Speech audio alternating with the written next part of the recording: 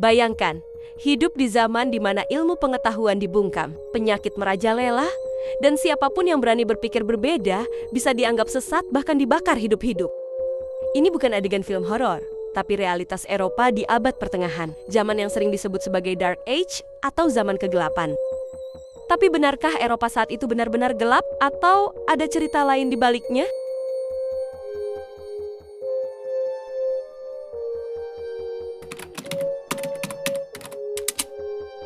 Tahun 476 Masehi, Kekaisaran Romawi Barat, pusat peradaban megah Eropa, runtuh oleh invasi suku-suku barbar. Visigoth, Ostrogoth, dan Vandal menguasai wilayah Eropa, memecahnya menjadi kerajaan-kerajaan kecil. Tanpa pemerintah pusat yang kuat, Eropa pun terjerumus dalam kekacauan. Perdagangan hancur, kota-kota ditinggalkan, dan ilmu pengetahuan terlupakan. Inilah awal dari Dark Age.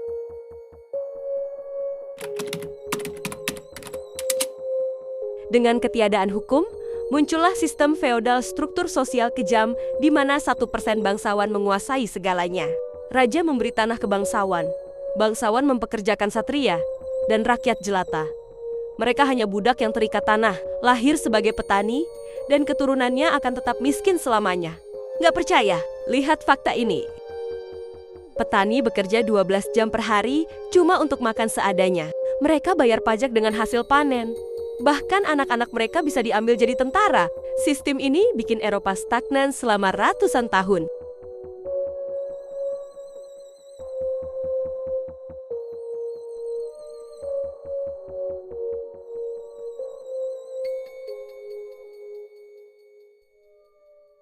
Di zaman ini, Gereja Katolik adalah penguasa sejati. Mereka mengontrol segalanya.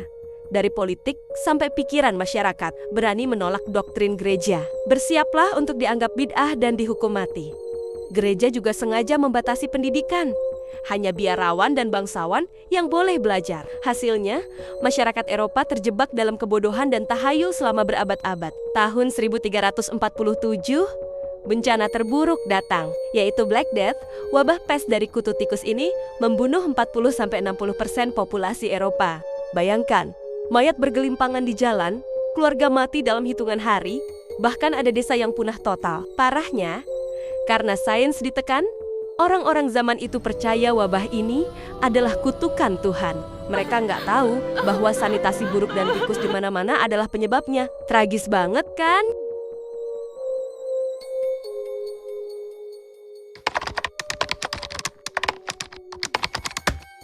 Tapi di balik kegelapan, selalu ada cahaya. Pada abad ke-14, muncul era Renaissance, kelahiran kembali seni, sains, dan pemikiran bebas. Tokoh seperti Da Vinci, Michelangelo, dan Copernicus mengubah segalanya. Ditambah penemuan mesin cetak Gutenberg, pengetahuan akhirnya bisa tersebar luas.